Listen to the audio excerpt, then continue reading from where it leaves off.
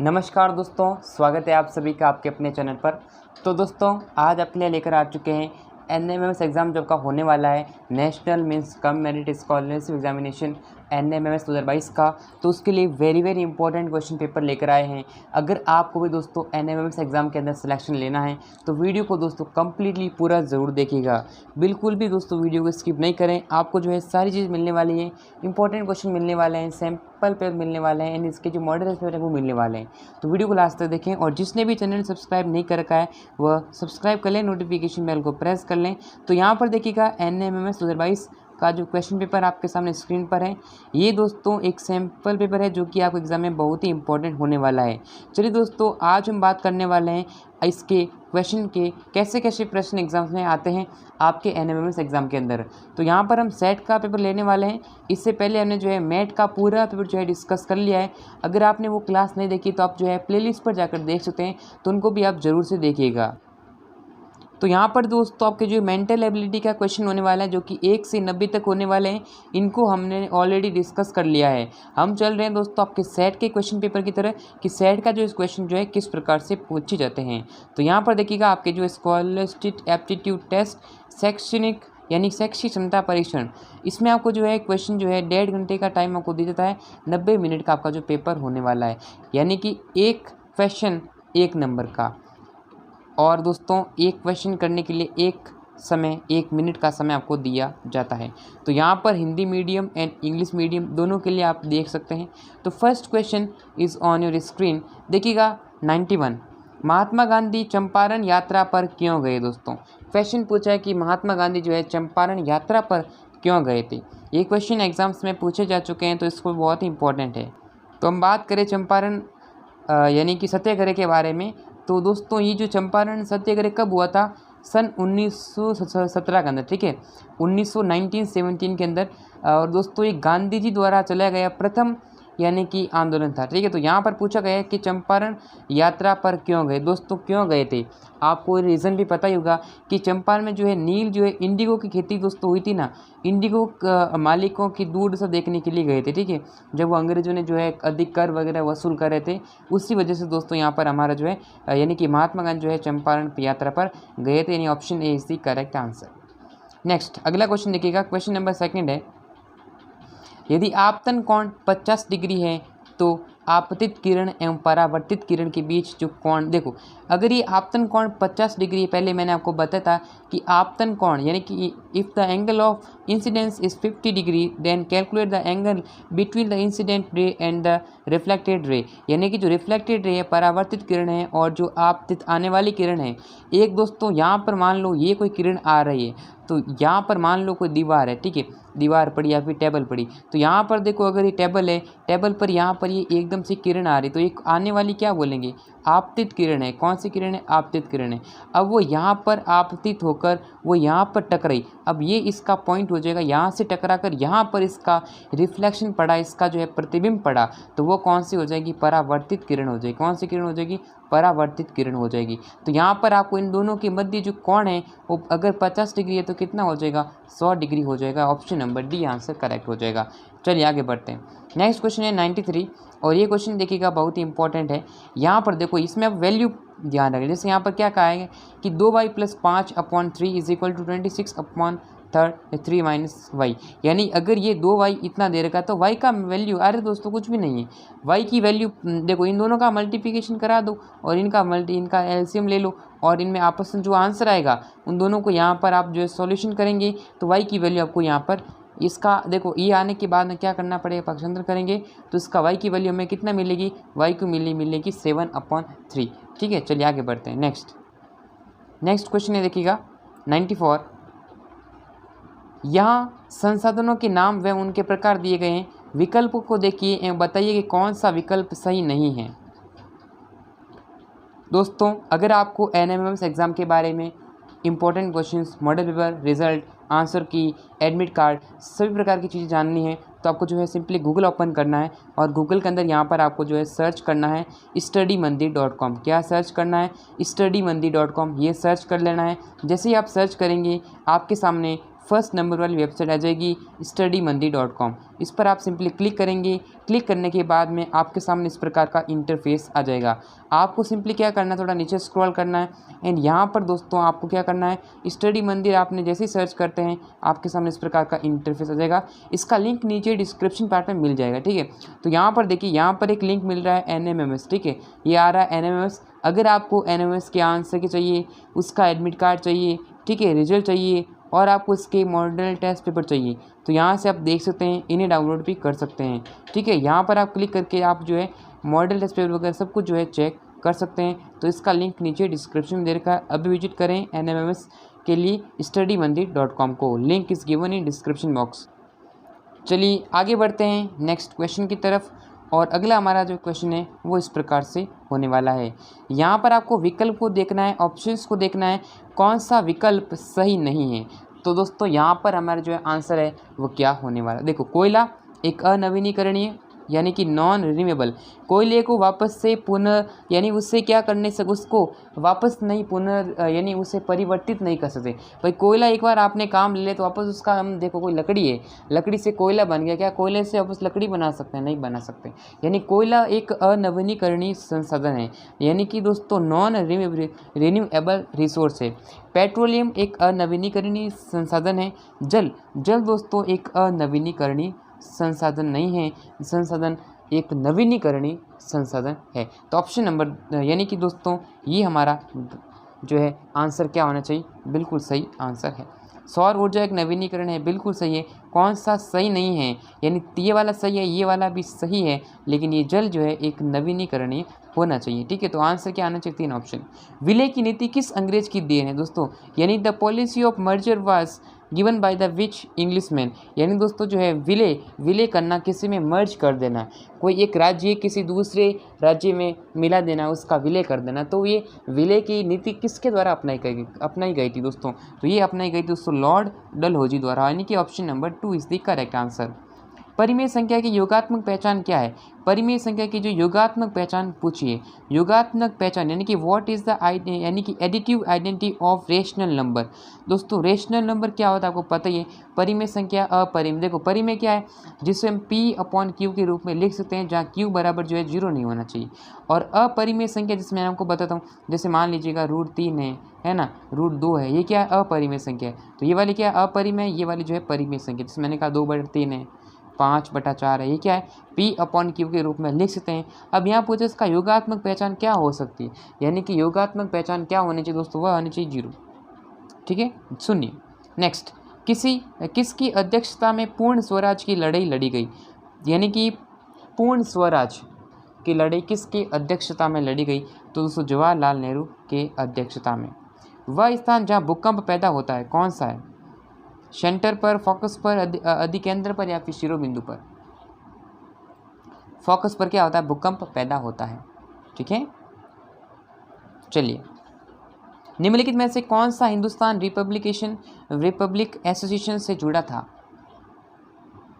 ठीक है। चलिए, तो भगत सिंह हमारा करेक्ट आंसर है। अगला देखिएगा, एक वर्गाकार कैरम बोर्ड का परिमाप 320 सेंटीमीटर है, उसकी भुजा का माप सेंटीमीटर में क्या होगा। और दोस्तों बहुत ही सिंपल क्वेश्चन पूछा है, कुछ भी नहीं करना है। देखो वर्ग आकार, वर्ग क्या होता है कि वर्ग होता है स्क्वायर ऐसा होता है, ओके मैं आपको बता दूँ स्क्वायर कैसा होता है, जिसकी चारों भुजा क्या होती है, समान होती है। तो स्क्वायर है, तो स्क्वायर अगर इसकी स्क्वायर क्या है, अगर मैंने कहा ये अगर 4 है तो ये भी 4 होगा, ये भी 4 होगा, ये भी 4 होगा, क्योंकि इसकी जो है चारों भुजा क्या होती है, समान होती है। अब इसका वर्ग का जो परिमाप होता है, स्क्वायर का जो परिमाप होता है, यानी उसका जो पेरीमीटर होता है, ठीक है, परिमाप क्या होता है, वह होता है 4 × भुजा। अब यहाँ पर हमें कितना दे रखा है, वर्ग का परिमाप, यानी कि 4 × भुजा में दे रखी है, कितना दे रखा है दोस्तों, यानी कि वर्ग का परिमाप 320 दे रखा है। तो भुजा निकालनी है, ठीक है, तो भुजा निकालनी है, तो ये मल्टीप्लाई है, 4 मल्टीप्लाई में तो यहाँ आएगा तो क्या हो जाएगा, डिवाइड में चला जाएगा, तो 4 से हम काटेंगे तो कितना आएगा, ठीक है, यानी 8 4 जा कितना होता है 32, यानी 80 हमारा क्या आंसर आ जाएगा, 80 सेंटीमीटर क्या हो जाएगा, करेक्ट आंसर हो जाएगा। Option 2 is the correct answer to this question. Next we are moving to the next question, that is 101 question. Tipu Sultan की तलवार किस स्टील से बनी हुई थी? टीपू सुल्तान बहुत ही दोस्तों एक प्रसिद्ध यानी कि दोस्तों विख्यात क्रांतिकारी थे। यहाँ पूछा है कि टीपू सुल्तान की तलवार किस स्टील से बनी थी, तो कौन सा दोस्तों, वुड्स होता है ना, वुड्स, उससे बनी हुई थी। ओके चलिए, निम्नलिखित में से किस मृदा कौन सी मृदा का निर्माण महत्वपूर्ण घटक है, यानी कि मृदा के निर्माण में महत्वपूर्ण घटक है, तो वनस्पति जाति जो है, यानी जो फ्लोरा होती है ना, फ्लोरा नहीं दोस्तों, यानी फ्लोरा भी है, जनक सेल भी है, जलवायु भी है, तो ये सारे जो है घटक क्या होते हैं, काम में लिए जाते हैं। ठीक है, फ्लोरा है, पेरेंट यानी कि जो पेरेंट शेल है, जनक शेल होती है ना, क्लाइमेट है, क्लाइमेट क्या होती है, जलवायु होती है, यानी इन सभी का ध्यान रखना पड़ता है। ये सभी दोस्तों क्या एक महत्वपूर्ण घटक है, यानी अगर इन सभी के संदर्भ में बात हो रही तो आंसर क्या होना चाहिए, डी आंसर करेक्ट होना चाहिए। चलिए, निम्न में से किस संसाधन का वाणिज्य मूल्य, यानी कि कौन सा जो है रिसोर्स है जिसका जो है कॉमर्शियल वैल्यू होता है, तो कौन से संसाधन की बात हो रही है, तो दोस्तों वह कौन सा हो जाएगा, सूती वस्त्र। ये वाला क्वेश्चन इंपॉर्टेंट है, काफ़ी जो एग्जाम में पूछा गया है। किसी चतुर्भुज की रचना के लिए कितनी विशेष अंगों की आवश्यक है, यानी कि how many features are required to construct, यानी कि जो क्वाड्रेटिक होता है चतुर्भुज जिसकी 4 भुजा होती है, ओके, यानी कि दोस्तों यहाँ पर हमें जैसे मान लो ये कोई चतुर्भुज है, तो ऐसे इसमें 4 होते हैं, लेकिन हमें क्या करना चाहिए, हमें यह है कि 5 अंगों की जो है आवश्यकता होनी चाहिए। ठीक है, option number 2 is the correct answer. Pie chart में आंकड़ों को किस में बदल देते हैं, भाई पाई चार्ट होता है ना, पाई चार्ट, उसको आंकड़ों में किस में बदल देते हैं, तो ये दोस्तों पाई चार्ट में क्या करते हैं, पाई चार्ट हमें जो है कोण में बदल, जैसे मान लो ये पाई चार्ट है, ये ऐसा पाई चार्ट, इसमें देखो ये इतना कोण है, ये 30 डिग्री का कोण है ना, ऐसे ये मान लो 25 डिग्री का कोण है, ऐसे 25 है, ये 30 है, तो अलग अलग कोण हम मान देते हैं, यानी कोण यानी कि जो एंगल है वो हम बना देते हैं। बर्फ़ पर चलना कठिन है क्योंकि बर्फ़ पर हम क्यों, यानी कि it is difficult to walk on ice because, तो क्यों डिफ़िकल्ट है बर्फ़ पर चलना, क्योंकि दोस्तों घर्षण जो है क्या होता है, यानी कि जो फ्रिक्शन होता है स्लो, घर्षण क्या होता है, कम होता है, बस सिंपल। ओके चलिए, वे जानवर जो बच्चे पैदा करते हैं क्या कहलाते हैं, हाँ तो दोस्तों बच्चा जन, यानी कि जो विवी पेरेंट्स होता है ना, वो हमारे बच्चा जनने वाले। ठीक है, लाहौर गेट सुधार योजना की गई थी, कब शुरू गई थी, यहाँ पर आपको डेट उसका जो है ईयर पूछा है, तो क्या आंसर होना चाहिए, तो 1888 में, 1888 के अंदर। ठीक है, 9 मई 1857 को कितने सिपाहियों को सेवा से बर्खास्त कर दिया गया और 10 साल की सज़ा दी गई थी, तो दोस्तों कितनी, यानी कि 85। ठीक है, 85।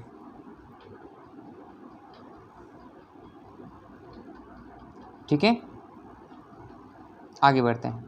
निम्नलिखित में से किस रासायनिक विधि का उपयोग पानी को शुद्ध करने के लिए किया जाता है, यानी कि पानी को हम उसको फिल्टर करेंगे, उसको शुद्ध करेंगे, ठीक है, उसको प्योर करेंगे, तो हमें कौन कौन सी जो है रासायनिक विधि का उपयोग, कौन सी रासायनिक विधि का उपयोग करना चाहिए, तो वो जो है, यानी ये सवाल पूछा था, तो क्लोरीनेशन होता है ना दोस्तों, यानी क्लोरीनेशन का हमें क्या करना चाहिए, यूज़ करना होगा क्लोरीनेशन का। नेक्स्ट, अंग्रेजों का विश्वास था कि सर्वेक्षण जरूरी होते हैं, किसी का भी हमें जो है सर्वे करना, तो सर्वेक्षण क्यों ज़रूरी होता है, क्योंकि दोस्तों हमें उसके बारे में पता चलता है, उसकी अच्छी तरह शासन करने के लिए हमें पता चल जाता। तो ये जो है अंग्रेजों की कूटनीति भी थी, ऐसे कूटनीति भी वह करते थे। तो क्या आंसर होना चाहिए, जल्दी बताइए दोस्तों, करेक्ट आंसर देने का प्रयत्न कीजिएगा। तो दोस्तों अच्छी तरह से शासन करने चाहिए, इफेक्टिव एडमिनिस्ट्रेशन। नेक्स्ट, यदि संख्या 3 गुणा, यानी जो है 3 ये गुणा नहीं x का है, तो ये x से 9 से विभाजित, तो x की वैल्यू क्या हो सकती है, तो आप इससे डिवाइड करके देखेंगे तो आपको क्या आंसर मिलना चाहिए, कौन सी वैल्यू रखने पर 9 से पूर्णतः भाज्य हो जाएगा, जो कि इसमें डिविजिबल हो जाएगा। तो आप अगर 4 रख देना इसमें x की जगह, तो आपका जो है डिवाइजिबल हो जाएगा। ठीक, आप करके देख लेना, कोई दिक्कत यहाँ पर नहीं होने वाली। ये किसने कहा, शिक्षा का अर्थ बालक और मनुष्य के शरीर, मन और आत्मा में सर्वश्रेष्ठ का सर्वांगीण विकास करना है, यानी हमारे शिक्षा वह नहीं होनी चाहिए कि किसी मनुष्य का विकास सिर्फ शिक्षा से नहीं, बल्कि उसका सर्वांगीण विकास हो, उसके सभी अंग का विकास हो, उसके जीवन से जुड़े सभी पहलुओं से उसका जो है विकास होना, तभी वह एक यानी अच्छा व्यक्ति यानी सर्वगुण संपन्न व्यक्ति माना जाएगा। तो ये दोस्तों किसने कहा था? तो ये कहा दोस्तों अपने महात्मा गांधी जी ने। ठीक है, चलिए आगे बढ़ते हैं। अंग्रेजों को बंगाल में सीमित क्षेत्र में व्यापार की इजाज़त किसने दी थी? परमिशन किसने दी थी? उनको अलाउ किसने किया था? तो ये किया दोस्तों शाहजहां ने। 49 पी स्क्वायर माइनस 36 का गुणन करने यानी कि जो फैक्टर करना है, फैक्टराइज करना है। तो यहाँ पर देखेंगे ये तो क्या है, अगर भाई ऐसे ये क्या होता है इसका, देखो अगर ये मैंने कहा a प्लस बी का होल स्क्वायर क्या होता है, आपने कहा sir a square plus b square plus 2ab, यही होता है। अगर माइनस करेंगे तो माइनस 2ab हो जाएगा। तो यहाँ पर देखो ये वाला तो दोनों होंगे ही नहीं, आपको करने की कोई भी आवश्यकता नहीं है, आपको थोड़ा सा भी दिमाग में है तो आप आराम से कर सकते हैं। जैसे मैंने कहा ये देखो इसमें कौन सा फॉर्मूला लगने वाला है, जल्दी बता दीजिए दोस्तों। इसमें देखो अगर हम ये लगाए ना, जैसे मैंने कहा a plus b and a minus b का जो है सर्व समीकरण यूज़ करते हैं ना, एक second, a plus b then a minus b, तो हमें क्या मिलता है a square minus b square. तो यहाँ पर a क्या है, आपने a कहा कि a 7p है, तो 7p का अगर स्क्वायर करेंगे तो कितना होगा 49, कितना होगा 49 बी स्क्वायर, सॉरी ये b नहीं है p है ना, 49p स्क्वायर। और इसमें b क्या है, यहाँ पर a इज इक्वल टू 7 है and b is equal to 6 है, तो 6 का स्क्वायर करेंगे क्या आएगा 36 आएगा। यानी दोस्तों ये हमारा देखो ये आंसर ये आ रहा है, यानी किस में मिलेगा, ऑप्शन थर्ड में आंसर होना चाहिए। ठीक है, चलिए आगे बढ़ते हैं। एक चतुर्भुजाकार खेत जिसकी लंबाई देखो यहाँ पर थोड़ा सा क्वेश्चन बहुत ही सिंपल है, बस थोड़ा सा क्वेश्चन ट्विस्ट वाला हो सकता है, थोड़ा सा क्वेश्चन घुमावदार हो सकता है। यहाँ प्रश्न पूछा है कि एक चतुर्भुजाकार खेत यानी जिसके 4 भुजा है, तो भाई देखो वह एक क्या है, आयत भी हो सकता है, एक वर्ग भी हो सकता है। लेकिन यहाँ पर देखो खेत दोस्तों चतुर्भुजाकार यानी कि रेक्टेंगुलर कहा है, तो वो आयताकार खेत यहाँ पर कहा है। आयताकार खेत जिसकी लंबाई चौड़ाई की लंबाई देखो यानी लंबाई उसकी लेंथ दोस्तों देखो लंबाई और चौड़ाई का अनुपात निकालो, पहले आपने कहा निकाल देंगे। तो लंबाई क्या है, चौड़ाई की दुगुनी है। लंबाई अगर देखो अगर चौड़ाई 1 है तो लंबाई दुगुनी हो जाएगी, नहीं 1 का दुगुना 2 है। अगर आपकी चौड़ाई 2 होती है ना, चौड़ाई 2 होती तो मैंने कहा भाई लंबाई चौड़ाई से दुगुनी, तो 2 का दुगुना कितना 4 होता है। तो यहाँ पर अगर आप इनको कट करेंगे तो क्या मिलेगा आपको, वही मिलेगा ना 2:1, 2:1 यही मिलेगा। ठीक है, यानी लंबाई हमें कितनी मिल गई, आपने कहा लंबाई मिल गई 2 और चौड़ाई मिल गई 1। अब इनका क्षेत्रफल 2450 वर्ग सेंटीमीटर है। मैंने कहा आयत का क्षेत्रफल क्या होता है, आपने कहा लंबाई इंटू चौड़ाई, तो लंबाई इंटू चौड़ाई कितना है, आपने कहा मैं आपको एक मंत्र दे रहा हूँ कि असली बटा नकली का कॉन्सेप्ट सीखो। क्या सीखो, असली अपॉन नकली। यहाँ पर असली क्या दे रखा है, क्षेत्रफल दे रखा है, किसका क्षेत्रफल दे रखा है, आपने कहा 2450 दे रखा है आयत का क्षेत्रफल। और इन अब ये असली क्षेत्रफल है, हमें नकली निकालना है। तो नकली हमारे पास ये क्या, ये हमारे पास है नकली। तो नकली क्षेत्रफल क्या होता है, दोनों का गुणा, 2 को 1 से गुणा करें 2 आएगा। हमें निकालना क्या है, आपने कहा इसकी लंबाई निकालिए, मैंने कहा लंबाई क्या है, लंबाई ये है, तो लंबाई कितनी दे रखी है, आपने कहा 2 दे रखी है। अब ऐसे डायरेक्ट निकालना है, अगर लंबाई है ना, अगर लंबाई उसका क्षेत्रफल दे रखा है ना, तो पहले इनको सॉल्व करना, क्या करना है, पहले इनको सॉल्व करना। अगर ऐसे करोगे तो आंसर तो यही आएगा, तो आंसर तो हमें मिल नहीं रहा ना, है ना। तो पहले इसको काटो आप, आपने कहा सर ये कितना आएगा 1225 आएगा। अब 1225 अगर ये देखो ये क्षेत्रफल दे रखा है ना, उसका क्या दे रखा है, एरिया दे रखा है। अगर एरिया दे रखा है, क्षेत्रफल दे रखा है, तो ये हमेशा क्या होगा वर्ग सेंटीमीटर यानी कि स्क्वायर में होगा। तो ये किसका स्क्वायर रूट है, आपने कहा 1225 किसका स्क्वायर है, आपने कहा 35 का, किसका है 35 का। अब ये हमारे 35 आंसर आ गया, तो ये 2 है, 35 को अगर 2 से मल्टीप्लाई कर देंगे तो 35 गुना 70 यानी कि 70 इज़ द करेक्ट आंसर, यानी कि option 2 is the correct answer. 116 का 2 आंसर क्या होना चाहिए, बिल्कुल करेक्ट है। ओके, समझ में आया। चलिए 2 माइनस 0.3 का घन क्या होगा। इन दोस्तों 2 में से अगर आप 0.3 निकाल देंगे, अगर मैं निकाल देखो माइनस करें हम 0.3 में से, ये 1 नहीं जा रहा, 1 इससे कैरी लेगा, तो 10 में से 3 गया 7 बचेगा और 1 का 1 आ जाएगा। अब इसका अगर आप क्यूब निकालेंगे तो it will give you 4.91 something यानी 3 आ जाएगा। तो यहाँ पर देखो ये वाला आंसर क्या होना चाहिए, बिल्कुल करेक्ट है। उसका घन निकालना है, यानी इस संख्या को 1.3 को 3 बार गुणा करवाना है। आगे बढ़ते हैं। 50 छात्रों की कक्षा में 40% छात्र विज्ञान में अच्छे हैं, कितने छात्र विज्ञान में अच्छे नहीं हैं? और क्वेश्चन बहुत ही सिंपल है, बस थोड़ा सा देखिएगा। देखो टोटल नंबर ऑफ स्टूडेंट कितने हैं, आपने कहा 50 से, यानी कि टोटल जो है स्टूडेंट कितने दे रखे हैं, total student is equal to 50, 50 दे रखे हैं टोटल विद्यार्थी। अब 50 विद्यार्थियों की कक्षा में 40% विद्यार्थी विज्ञान में अच्छे हैं। मैंने कहा अगर 40% विद्यार्थी अच्छे हैं तो अच्छे कितने नहीं हैं, आपने कहा 60 नहीं हैं। कितने नहीं हैं, 60 अच्छे नहीं हैं। मैंने कहा दोस्तों 50 विद्यार्थी में से 30 विद्यार्थी अच्छे हैं, तो कितने विद्यार्थी अच्छे नहीं हैं, आपने कहा 20 अच्छे नहीं हैं। समझ रहे हो बात को? मैंने कहा 50 में से अगर 10 अच्छे हैं तो कितने अच्छे नहीं हैं, आपने कहा 40 अच्छे नहीं। बात समझ में आ रही है कि नहीं आ रही, आपने कहा सर आ रही है। यानी कि दोस्तों यहाँ पर हमें क्या पूछा है कि 50 में से 40% विद्यार्थी अच्छे नहीं हैं, तो मुझे बताओ कितने अच्छे हैं। आपने कहा 50 में से कितने अच्छे हैं, भाई 40 अच्छे नहीं है तो 100 में से भाई 40 आएंगे तो पीछे कितने 60 तो बचेंगे ना, तो 60 अच्छे हैं। 60 क्या प्रतिशत, तो यहाँ पर परसेंटेज के नीचे क्या आता है, 100 आता है। तो 1 जीरो इससे कटो, 1 जीरो इससे काटेगा, तो मल्टीप्लाई कर दो 5 को 3 से 6 से, 5 अंक 30, तो 30 ही क्या आंसर होना चाहिए ना। आंसर क्या हो गया, ऑप्शन 2 आंसर करेक्ट हो गया। बस चलिए ओके, चीज़ें क्लियर होनी चाहिए, कोई दिक्कत नहीं है। बेलनाकार आकृति का कौन सा उदाहरण, भाई देखो बेलनाकार आकृति का उदाहरण कौन सा हो सकता है। देखो बेलनाकार कैसी होती है, ऐसी होती है ना। बेलनाकार देखो ऐसा होता है, ऊपर से ऐसा होता है और ऐसे ये है बेलन, ये बेलन है। अब देखो पाइप है, पाइप भी ऐसे ही होता है, पाइप ऐसे होता है। गैस का जो सिलेंडर होता है, गैस टंकी होती है, वो भी ऐसे ही होती है।